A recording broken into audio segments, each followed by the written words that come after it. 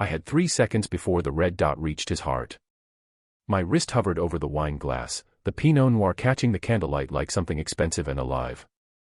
Around me, altitude 72, Seoul's most exclusive skyscraper restaurant, breathed the low, expensive hum of people who had never once in their lives checked a price tag. Crystal touched porcelain. Muted laughter climbed and dissolved. The kind of silence that costs money by the minute. 72 floors below, the city pulsed. Up here, everything was controlled. Orchestrated. Suffocating. I had been carrying plates in this restaurant for 2 years without a single person at table 7 ever learning my name. Tonight, that invisibility was going to mean everything. He sat at the center of the room like the room had been built around him. Lee Do-Hwan. I hadn't known his name the first time I served him, 3 months ago. But you learn things in fine dining the way you learn things in a hospital, not from what people say, but from what happens around them. From the way other guests lowered their voices when he entered. From the way management personally escorted him past the reservation list, past the mahogany host stand, past the sommelier, past everything, straight to the private corner table with the unobstructed view of the city and the reinforced glass wall at his back. He was Korean. Mid-30s. The kind of face that looked like it had been assembled with deliberate precision, sharp jaw, high cheekbones, a mouth that never fully smiled, only calculated. His black hair was swept back, not styled so much as commanded. He wore a charcoal suit that moved like it had been cut directly onto his body, northwest seam out of place, no button left to chance. His cufflinks caught the light each time he raised his glass, and on his left hand, a single ring, dark metal, no stone, no inscription I could read. Around his collar, just above the white shirt, the edge of a tattoo crept upward like a secret he'd stopped hiding. Dark ink, geometric lines that suggested something much larger beneath the fabric. Something earned. His name, I had eventually learned from the restaurant's whisper network, was Lee Do-Hwan. And in certain circles I had no business being anywhere near, that name meant he had built something out of nothing, and buried the people who tried to take it from him. He didn't look like a monster. That was the terrifying part. He looked like a man who had simply made peace with the darker arithmetic of survival. Beside him, Han Jisoo sat with her back straight and her wine untouched, scrolling something on her phone with the practiced disinterest of a woman performing boredom. She was elegant in the brittle way of expensive things, sharp bob, black dress, diamond drops at her ears that swayed when she turned her head. She'd come in with Do-Hwan's inner circle twice before, always seated close, always watching the room even while pretending not to. I had catalogued her the same way I catalogued all of them, with my eyes forward and my expression empty. I was good at being invisible. I had trained myself into it. That night, I was working a double, the lunch crowd and the dinner service both, because Dr. Mensah at the Southside Community Clinic had told me the lease on the new location would expire in 6 weeks, and the fundraising was still $40,000 short. I had run the numbers in my break room between shifts, on the back of an inventory sheet, reworked them 3 different ways. The math didn't change. I needed this job. I needed every tip, every shift, every hour. I was refilling water at table 4 when I saw it. A small, perfectly circular red point of light. It appeared on the white tablecloth first, so faint I almost dismissed it as a reflection from the chandelier. Then it moved. Slowly. With purpose. Climbing the lapel of Do-Hwan's charcoal jacket with the calm, unhurried precision of something controlled by a hand that had done this before. I knew what a laser sight looked like. My father had been a trauma surgeon. I had grown up understanding that the distance between life and death was not dramatic. It was quiet. It was a millimeter. It was the half-second between someone noticing and someone acting. The dot reached the center of his chest. He was still talking.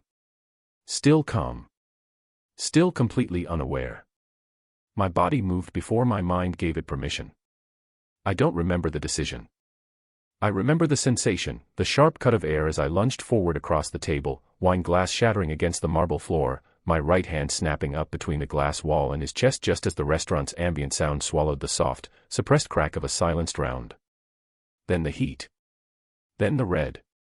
My palm bloomed open like something broken, and the pain arrived a half-second later, not sharp but enormous, a pressure so total it erased every other sensation in the room. The crystal dropped from my other hand. Do-Hwan's chair scraped back. And the room, which had been performing its polished theater of wealth, went very, very still. I looked down at my hand. The blood was already spreading across the white linen of his tablecloth, dark and immediate and real. Do-Hwan stood slowly, and his eyes, darker than I'd expected, not cold, but measuring, the kind of eyes that took inventory of everything in a room simultaneously, dropped to my hand. Then rose to my face. He had the expression of a man recalculating something fundamental. He had never once looked at me before. Not truly. I was the water, the wine, the plate, the infrastructure of an evening he was moving through. Now I was the only variable he hadn't anticipated. "You," he started. I pressed my bleeding hand flat against the tablecloth to slow the loss, and I looked at him with every ounce of steadiness I had left. "I took the bullet meant for you," I said. My voice didn't shake. The room breathed around us. "Now finish them. Welcome home, dark hearts. Welcome back to Mafia Moonlight Tales, where love is never safe and the most dangerous people always find each other in the most impossible rooms."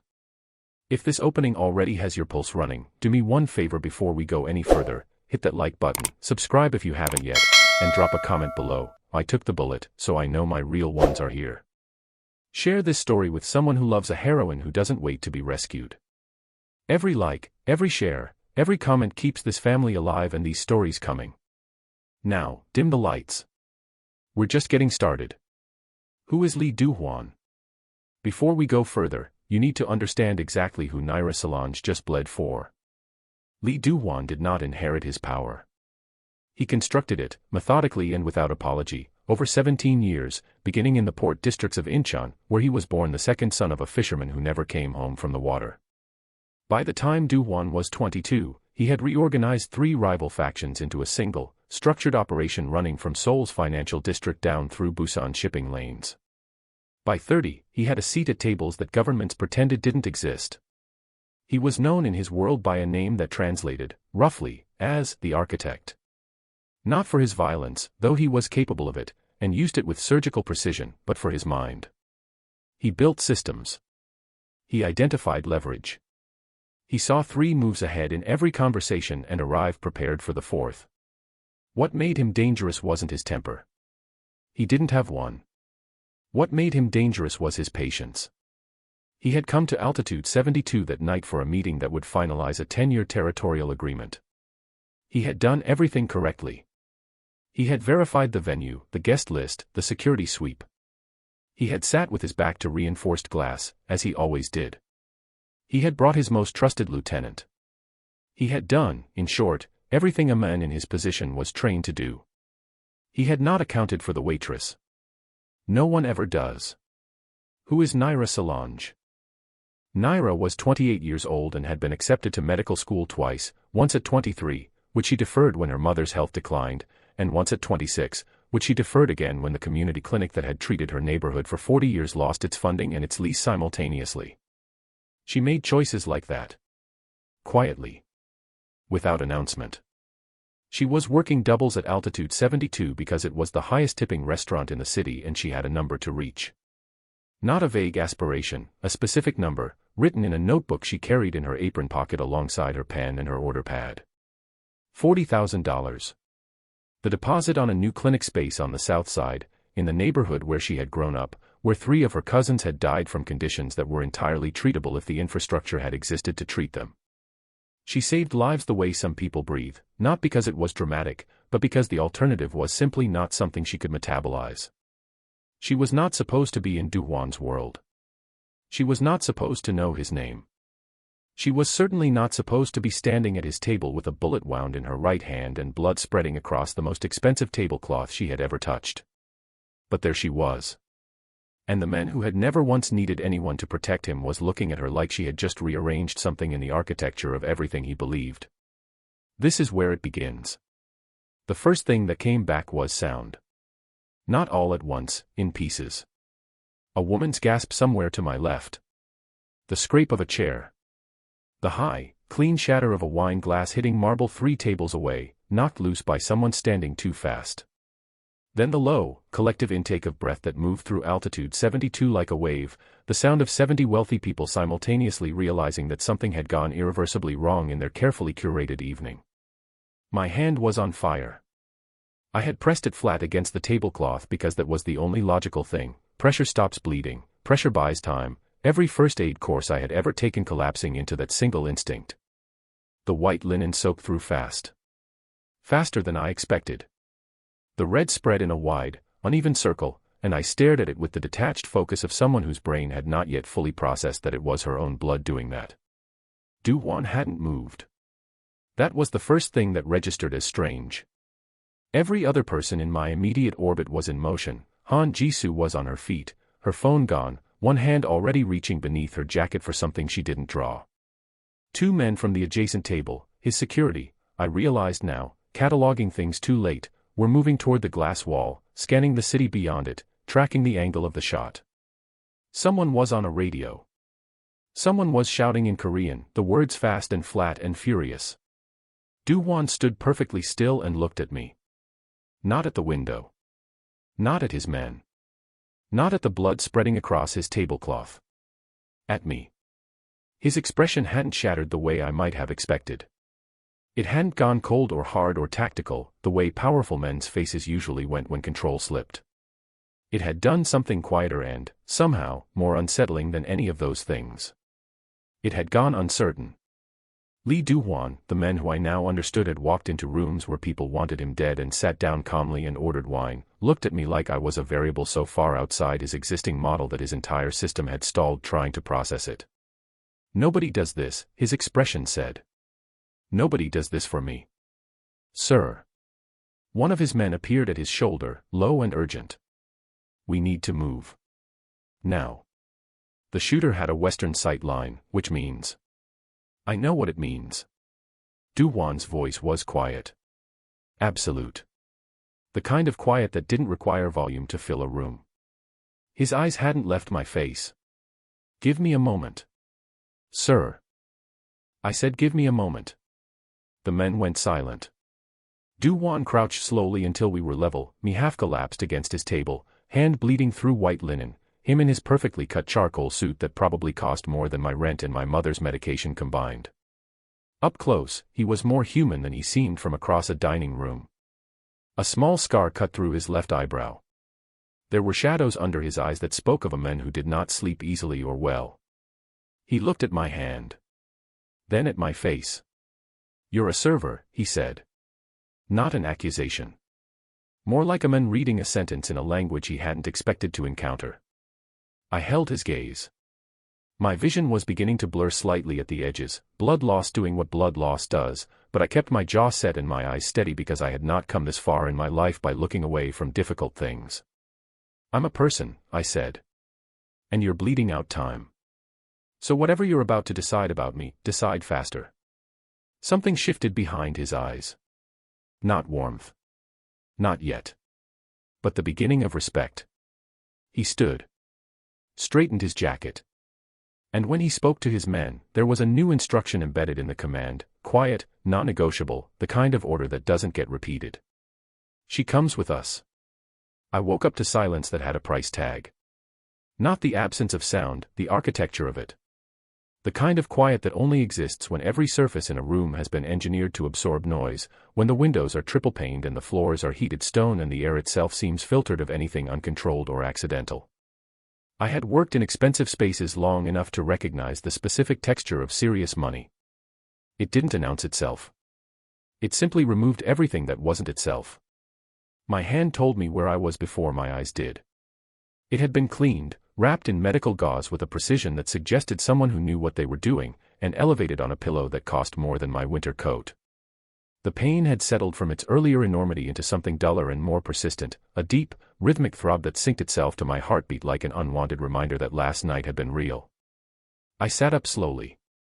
The room was vast and dim, curtains drawn against what I calculated, by the thin blade of light cutting beneath them, was early morning.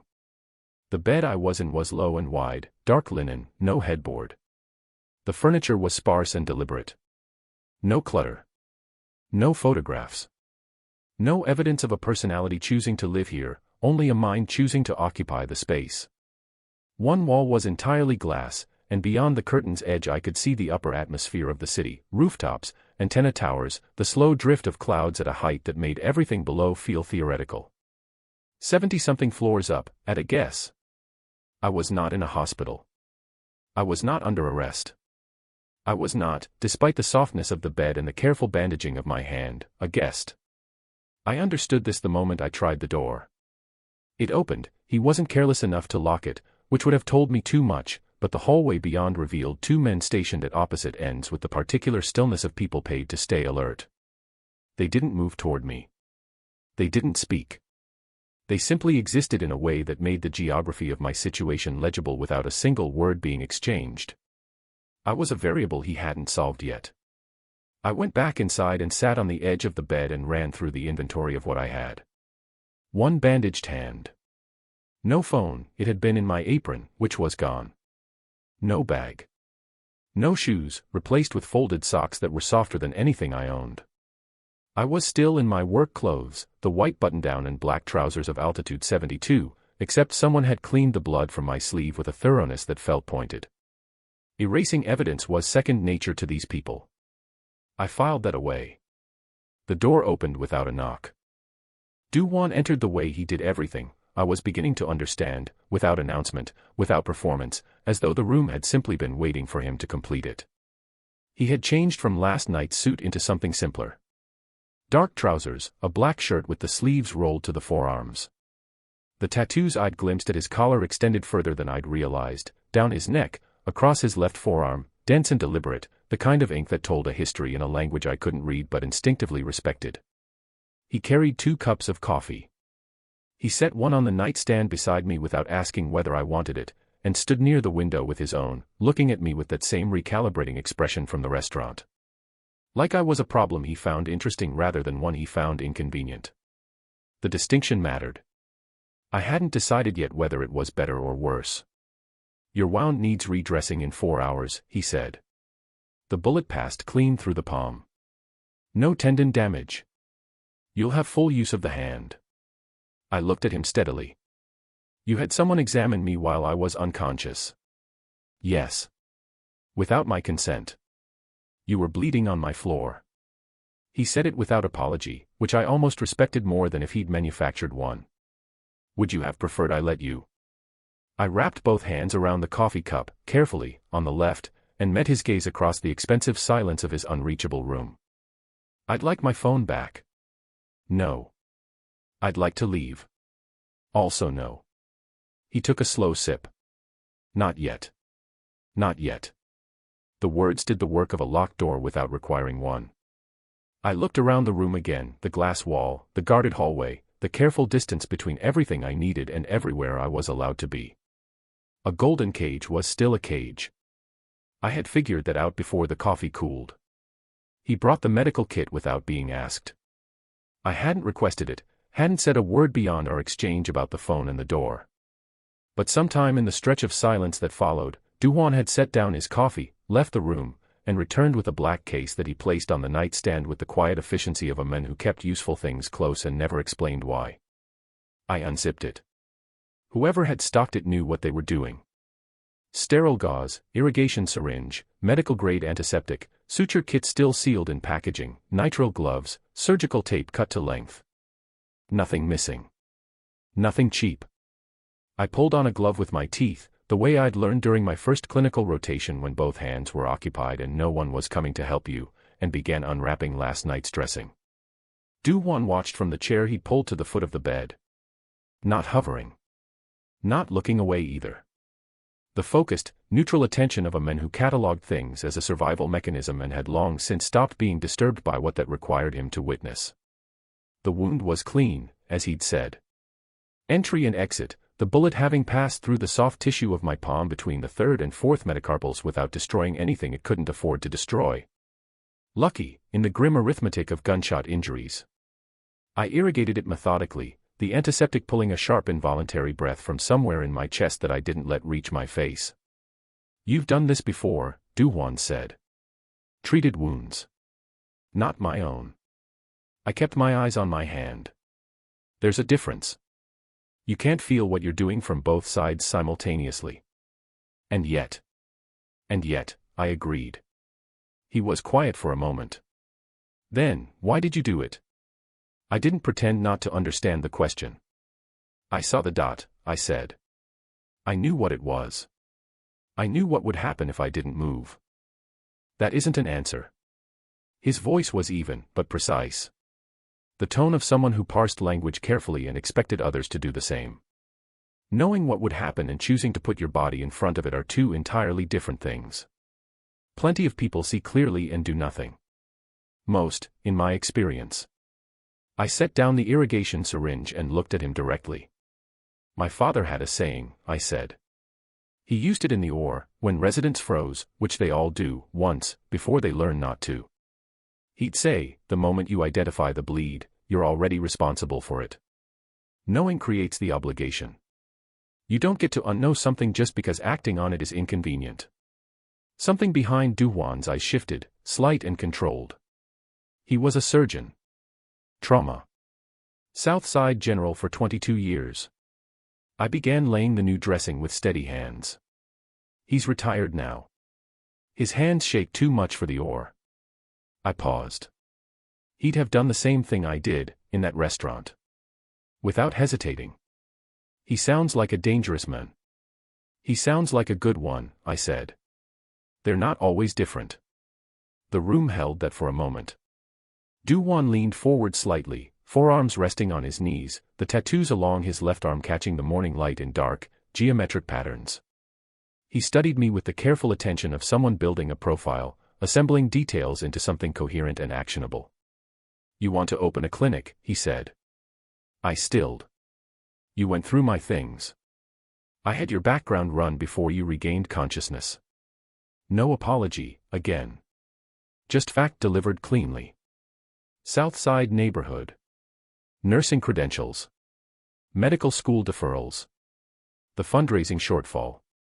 His eyes didn't move from my face. $40,000. The number landed between us like something physical. I finished the dressing. Pressed the surgical tape flat. Flexed my fingers once, carefully, to test the pressure. You had no right to that information, I said quietly. No, he agreed. I didn't. The honesty was so unadorned it almost disarmed me. Almost.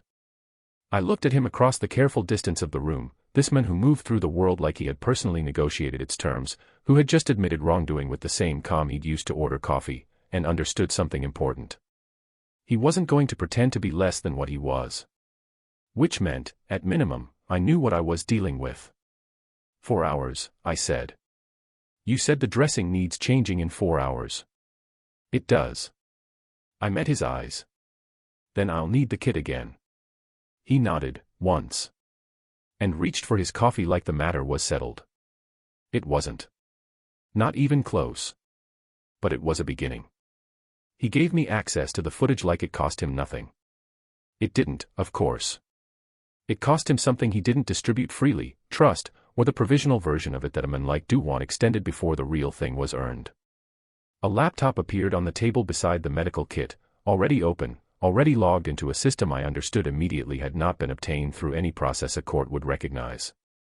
17 camera feeds from altitude 72, time-stamped and crisp, the kind of resolution that came from equipment installed by people who needed to see everything clearly and had the resources to ensure they did.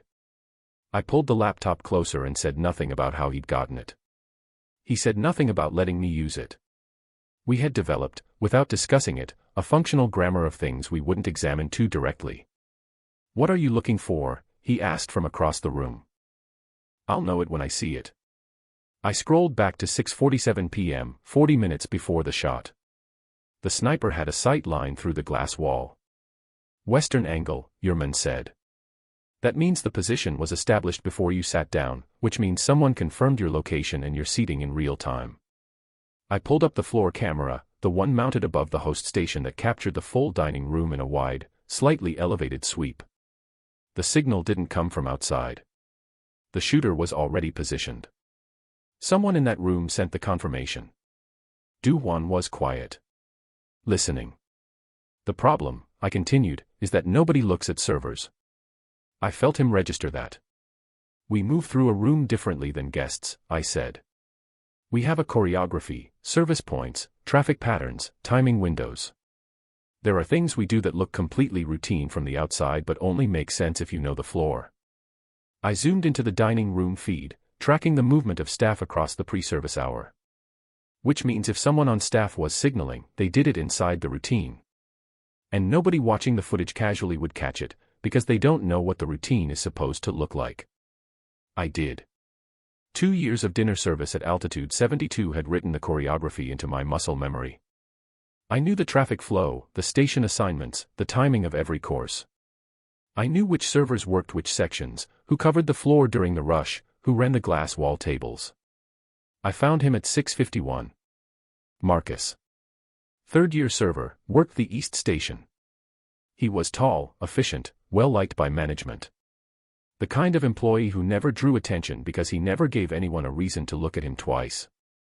At 6:51, Marcus approached Do-Hwan's table under the pretense of adjusting the candle arrangement, a task that was not his station, not his responsibility, and not necessary, because I could see clearly on the adjacent camera that the candles at table 7 had been set and leveled during pre-service setup and had not been touched since. He spent 4 seconds at the table. During those 4 seconds, his left hand rested on the tablecloth at the glass wall edge, and his index finger tapped twice against the surface in a motion so small it registered as fidgeting. It wasn't. I knew because I had stood in that room for 2 years and watched people's hands the way medical professionals learn to, not for what they reach for, but for what they do when they think no one is measuring it. I turned the laptop toward Do-Hwan. He crossed the room in silence, leaned over the screen, and watched the 6-second clip twice without speaking. He's been on staff for 3 years, I said. Clean record. Good reviews. No obvious connection to anyone on your side. I paused. Which means the connection is on their side. Whoever ordered the hit had access to your reservation, your table assignment, and enough time to place someone inside the building before you arrived. Do-Hwan straightened slowly. The expression on his face wasn't anger. It was something colder and more deliberate than anger, the particular stillness of a man rearranging a map he thought he'd already memorized, finding a road on it that shouldn't exist. An inside man, he said. Someone who knew your habits. I closed the laptop. Someone you trusted with the details.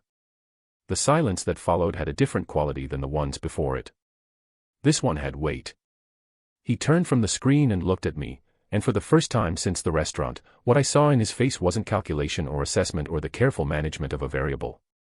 It was the unguarded expression of a man who had just understood that the danger wasn't outside the glass wall. It had been sitting at the table with him all along. The offer came on the 3rd day. Not a request. Do-Hwan didn't architecture things as requests. I had learned that quickly, the way you learn the layout of a space you're confined to, by moving through it until its edges become familiar. He presented terms. He outlined conditions. He waited for a response with the patience of a man who had never once needed to ask for anything twice. We were at the kitchen table when he said it. I had been redressing my hand, a process I had now performed enough times that the medical kit and I had reached a kind of professional understanding, and he had been reading something on his phone with the focused stillness that seemed to be his natural resting state. He set the phone down. There is a meeting tomorrow night, he said. Triad delegation from the Fong network. They've requested a neutral site, a warehouse in Mapo district. 6 representatives on each side. He paused. I need a medic present. I set down the surgical tape. You have people for that, I said. I've seen at least 2 on your security rotation who move like they've had field medical training. I have soldiers who can apply a tourniquet, he said. I need someone who can make a judgment call under pressure about whether a man needs a hospital or whether moving him will kill him faster than leaving him. He looked at me with the directness that I'd stopped flinching from. Those are different skills. Yes, I said. They are. You have the second kind. I looked at him across the table. The morning light came through the penthouse windows at a low angle, catching the dark lines of the tattoos along his forearm, the small scar through his eyebrow. He looked like what he was, a man who had survived a long time in conditions that didn't accommodate softness, and he was watching me with an expression that was honest about what he was asking even as it was careful about how. And if I say no? I asked. Then we have a problem. He said it without menace, which somehow made it more effective than menace would have. You know about Marcus. You've seen my security protocols, my personnel, this location. I can't release a variable that size into the city without resolution. Resolution, I repeated. I'm not threatening you, Nyra. The use of my name was deliberate. He'd used it precisely twice before, both times when he wanted me to understand he was being direct. I'm describing the situation accurately because I think you prefer that to performance. He wasn't wrong. I flexed my bandaged hand once beneath the table, feeling the deep pull of healing tissue, and thought about the $40,000 still sitting between me and the clinic. About Dr. Mensa's lease expiring in 6 weeks. About the variable I had become the moment I stepped in front of that bullet, not just in Do-Hwan's calculation, but in my own. I had crossed a threshold in that restaurant. I understood that now. The life that existed on the other side of it was still mine, still worth returning to, but the path back ran directly through the choices I made in this room. I need supplies, I said. Not a field kit. A proper trauma bag, hemostatic gauze, chest seals, decompression needle, 2 large-bore IVs, at minimum. I met his eyes. And I need to know the layout of the site before we arrive. Entry points, exit routes, where the nearest hospital is and how long the drive takes at night. Something in Do-Hwan's expression settled. Not relief, too controlled for that. Something quieter. The recognition of a person who, when they committed completely. I'll have everything ready by tonight, he said. I nodded once. Then went back to the dressing. This doesn't make us even, I said quietly. No, he agreed. It makes us even when I'm home. He was silent for a moment. Then, agreed. It wasn't comfort. It wasn't safety. It was the only honest currency available in the space between his world and mine, and we both understood its value precisely. That, at least, was something. The warehouse smelled like rust and river water. Mapo District at 11 p.m. had the particular quiet of industrial spaces that had outlived their original purpose, loading bays sealed, overhead lights reduced to a single working row, the Han River somewhere close enough that you could feel the cold coming off it through the corrugated walls. I stood near the eastern exit with my trauma bag at my feet and ran the layout through my head the way I'd been doing since Do-Hwan's men showed me the floor plan that afternoon. Entry north. Exit east and west. Hospital 14 minutes south without traffic. 11 if whoever was driving didn't stop for lights. I had decided not to think about why I knew that. The meeting had been civil for exactly 22 minutes. I tracked it from my position, close enough to respond, far enough to be peripheral, the same geometry I'd operated in for 2 years at altitude 72. The Fong delegation sat opposite Do-Hwan's men across a folding table that someone had tried to make look less temporary with a cloth. 6 and 6, as agreed. Voices low, measured, the architecture of men negotiating something large and dangerous in careful, abbreviated language. Then the lights went out. Not a power failure. Too simultaneous, too complete. Someone had cut the feed from outside, which meant someone had known the location, the timing, and the electrical layout of a site that was supposed to be neutral and undisclosed. The shooting started 4 seconds later. I was already moving, down, behind the steel support column I had identified during my pre-arrival walkthrough as the thickest load-bearing structure on the east wall. The trauma bag came with me. My bandaged hand screamed at the impact of the concrete floor, but I'd stopped negotiating with pain 3 days ago. Muzzle flash strobed through the darkness in irregular bursts. Shouting in Korean and Cantonese, overlapping and urgent. I pressed my back against the column and ran the inventory by touch, hemostatic gauze, chest seals, gloves, light. My fingers closed around the tactical pen light at the bag's side pocket. Down, down, someone hit the floor hard near me. I turned the light on low, shielded against my body, and found him. Park Sung-jin. Do-Hwan's youngest lieutenant, 26 years old.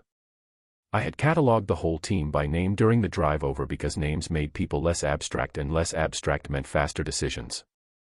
He was on his back with both hands pressed to his left side, breathing in the shallow, effortful rhythm of someone whose body was arguing with itself about whether to continue.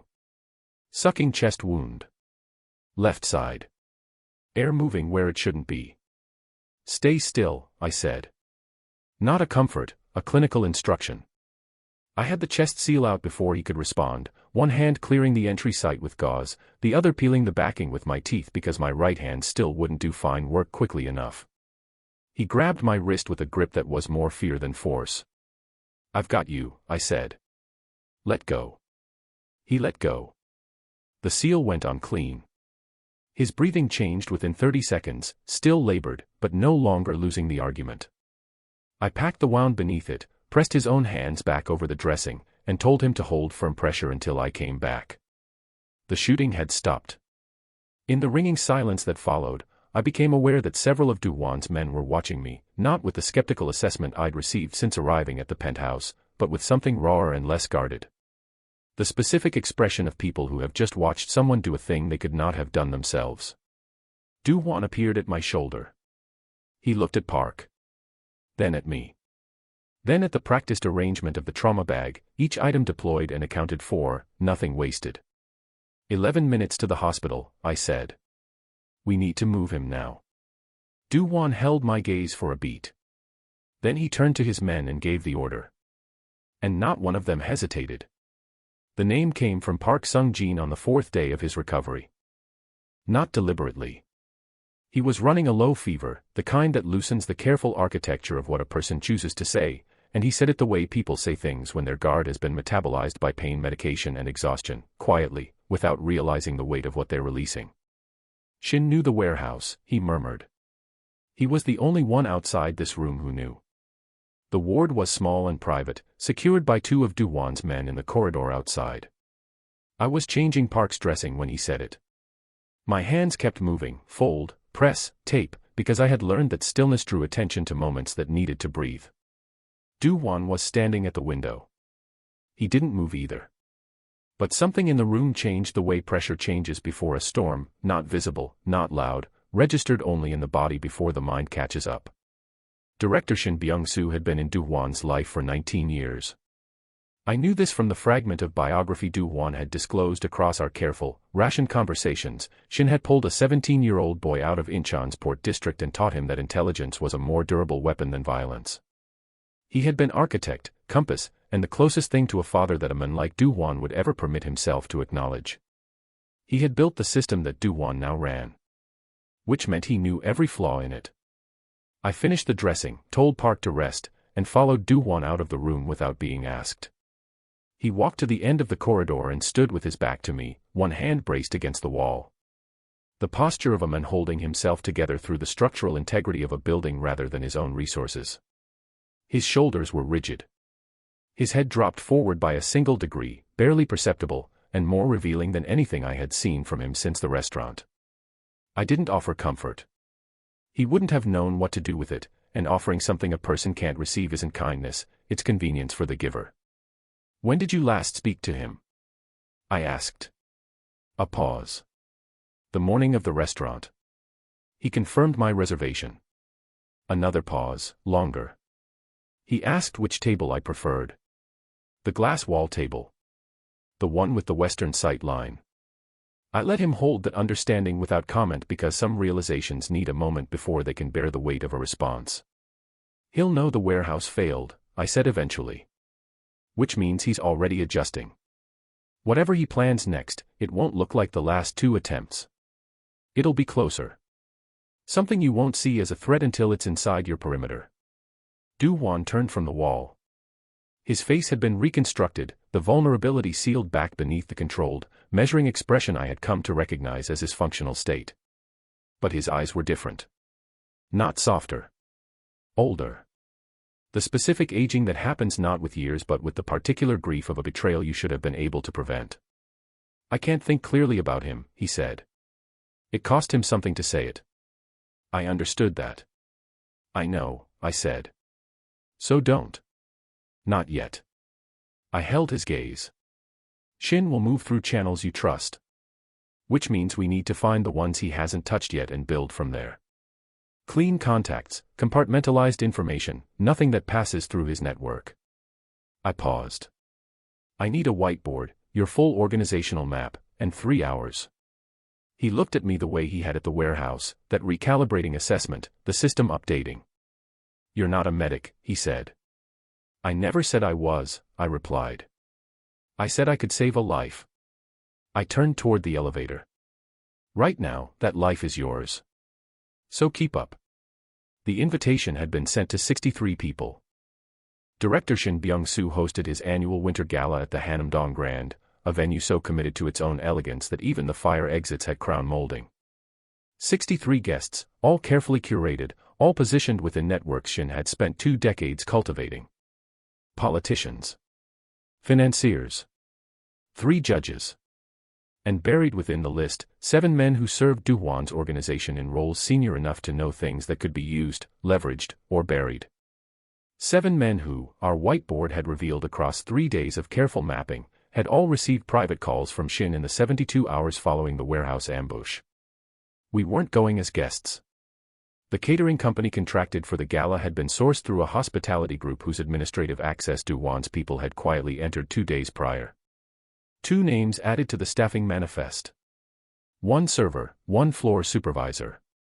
The kind of additions that disappear into a document the way all additions do when a document is long enough and the deadline is close enough and nobody checks twice. I had chosen our roles deliberately. Floor supervisor moves through the entire venue, I told Do-Hwan in the car on the way over, adjusting the collar of his white service shirt. He looked profoundly uncomfortable, which was itself useful information. A man who had spent years commanding rooms had never learned to disappear inside one. You don't carry anything. You observe, redirect staff, consult your clipboard. You have a reason to be anywhere at any time without drawing attention. And you? I carry things. I smoothed my apron. Which means I'm invisible. He looked at me with the expression I'd come to recognize as the one he wore when something I said rearranged his existing framework. The Hanam-dong Grand received us without ceremony. Inside, the gala had reached its comfortable middle hour, cocktails finished, dinner plates cleared, the room humming with the lucent, self-congratulatory energy of wealthy people who had eaten well and drunk better. Chandeliers threw warm light across tables of winter florals and crystal, and a string quartet worked through something classical in the far corner with professional invisibility. I picked up a tray and walked into it. 2 years at altitude 72 came back without effort, the slightly forward lean of a server carrying weight, the eye-level awareness that keeps you from meeting guests' gazes directly, the purposeful pace that reads as occupied rather than surveilling. I moved through the room the way water moves through a space, finding the path of least resistance, touching every corner without appearing to seek any of them. I counted Shin's men in under 8 minutes. 3 stationed near the main entrance dressed as guests, 2 alert, drinks too full, watching the room instead of each other. 2 near the service corridor that connected to the private dining room where Shin was holding his real meeting, the one beneath the gala's social performance. 1 at the bar with a sight line to the stairs. I passed Do-Hwan near the East Service Station and set a water pitcher on his tray without breaking stride. 6, I said, at a volume calibrated for his ears only. Corridor, entrance, bar. Private room is through the second service door past the kitchen. Shin is already inside. He absorbed it without reaction, which after 9 days I understood was his version of acknowledgement. I kept moving. The service corridor was staff only, which meant it was mine. I pushed through the door with the specific confidence of someone who belonged there and followed the sound of voices to the second door, dark wood, slightly ajar, the warm geometry of candlelight visible through the gap. Inside, Shin Byung-soo sat at the head of a table of 6, speaking in the measured tone of a man concluding arrangements. I had heard that tone before. In a wine cellar. Over a conversation I was never meant to survive. I set my hand flat against the door. And I thought about my father's words. The moment you identify the bleed, you're already responsible for it. I pressed my earpiece once, the signal we had agreed on. Do-Hwan's voice came back immediately. Steady. Ready. We're in position. I exhaled once. Then I pushed the door open and walked inside like I was meant to be there. Because tonight, I was. Shin looked up slowly. The kind of slowly that belongs to men who have trained themselves never to show surprise, who understand that the first person to react has already admitted something. He took in the apron, the service uniform, the tray I was carrying, and arrived at the correct conclusion with the speed of someone who had spent decades reading rooms for exactly this kind of intrusion. His expression didn't shatter. It simplified. Nyra Solange, he said. He knew my name. Of course he did. He had built the intelligence apparatus that ran Do-Hwan's entire organization, which meant he had known exactly who I was from the moment the restaurant footage was reviewed. The waitress. The server, I said. There's a difference. The 6 men at the table had shifted, weight redistributing, hands moving toward jackets with the practiced casualness of people trying to appear unconcerned while preparing for violence. I kept my eyes on Shin and set the tray down on the side table beside the door with the unhurried precision of someone who had carried things through dangerous rooms before and understood that panic was a choice. Where is he? Shin asked. Close, I said. The door opened behind me. Do-Hwan entered without ceremony, the way he always did, as though the room had been waiting to be completed. He had shed the floor supervisor clipboard. He stood with the particular stillness that I had come to understand was not calm but its more dangerous relative, the absolute, load-bearing composure of a man who has already made every decision and is now simply executing them. He looked at Shin the way you look at something you built with your own hands and then watch choose to fall. The silence between them had 19 years in it. Do-Hwan. Shin's voice carried something that might, in a different life, have been grief. You should have stayed in Incheon. You should have stayed loyal, Do-Hwan said. The room moved. 2 of Shin's men came forward simultaneously, and Do-Hwan's people came through the service corridor door behind them with the coordinated precision of a plan that had been mapped on a whiteboard over 3 days by a woman who understood traffic flow and sight lines and the geometry of spaces designed to be moved through without being noticed. It was over in under a minute. In the ringing stillness that followed, Shin sat alone at the head of his table, his men secured, his arrangements collapsed, 19 years of careful construction reduced to a single room with a single door and nowhere left to architect his way out of. Do-Hwan crossed to him. I stayed where I was. This was the moment the title had always been pointing toward, not the bullet, not the blood, not the warehouse or the whiteboard or any of the tactical decisions made in the days between. This was the one that mattered. The one I had been moving toward without fully understanding it since the moment I stepped in front of a laser sight in a restaurant 72 floors above a city that didn't know my name. Do-Hwan looked at me across the room. And I understood what he was asking. Not for permission. He had never needed that and I would not have offered it. He was asking whether I could hold what came next, whether the woman who had built her entire life around the premise that every life was worth fighting for could remain in a room where she had helped construct the conditions for the end of one. I met his eyes. I thought about Park Sung-jin breathing on a warehouse floor. About Marcus's finger tapping twice against a tablecloth. About the clinic and Dr. Mensah's lease and the $40,000 and every person in my neighborhood who had ever needed a door that was open when everything else was closed. I thought about my father. The moment you identify the bleed, you're already responsible for it. Finish them, I said quietly. And I walked out of the room. Not because I couldn't stay. Because I had learned, somewhere between the bullet and this moment, that there is a particular kind of strength in knowing exactly where your line is, and holding it even when the world makes crossing it feel logical. The corridor was cool and quiet. Outside, Seoul breathed its ordinary night. I pressed my bandaged hand flat against the wall and felt my own pulse, steady, deliberate, still mine. It was enough. The clinic opened on a Tuesday. No ceremony. No ribbon. Nyra had specifically declined the neighborhood association's offer of both, not out of false modesty but because she understood that the people she was opening the door for didn't need a performance, they needed the door open. So at 7:45 in the morning, she unlocked it, propped it with the same brick that had held the previous tenant's door for 11 years, and put the coffee on. By 8:15, the waiting room had 4 people in it. By 9:12. She worked through the morning with the focused, unhurried rhythm that had always been her natural register, the same one that had carried trays through a dining room, irrigated a bullet wound by feel, and packed a chest seal in a warehouse while the walls exchanged fire around her. The work itself hadn't changed. A body in need of attention was a body in need of attention, regardless of the room it arrived in. What had changed was the room. The building was real. The equipment was current.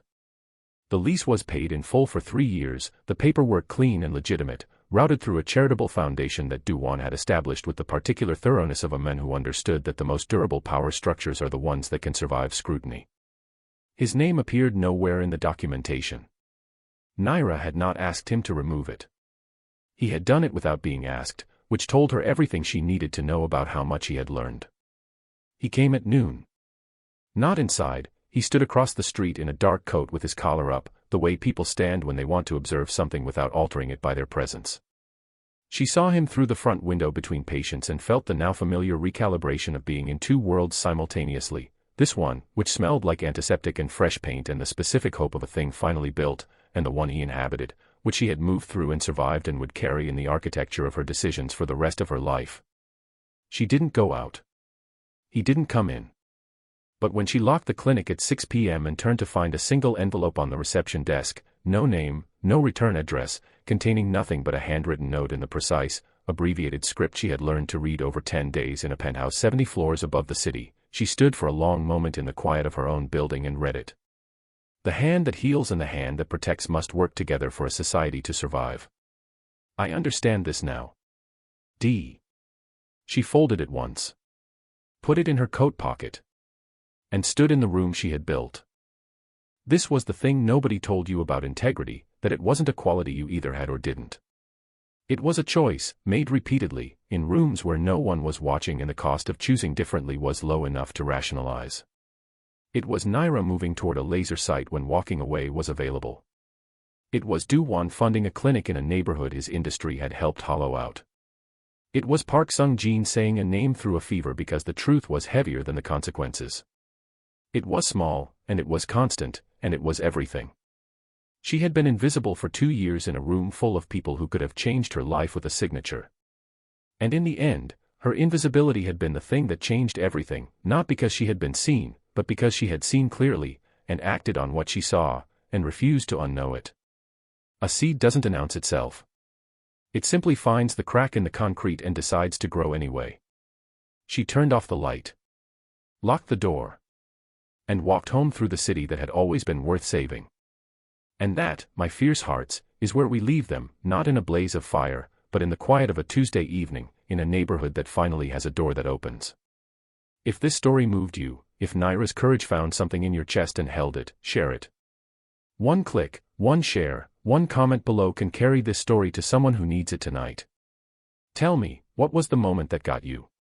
Drop it in the comments and let's talk. This has been Mafia Moonlight Tales. I'll see you in the dark.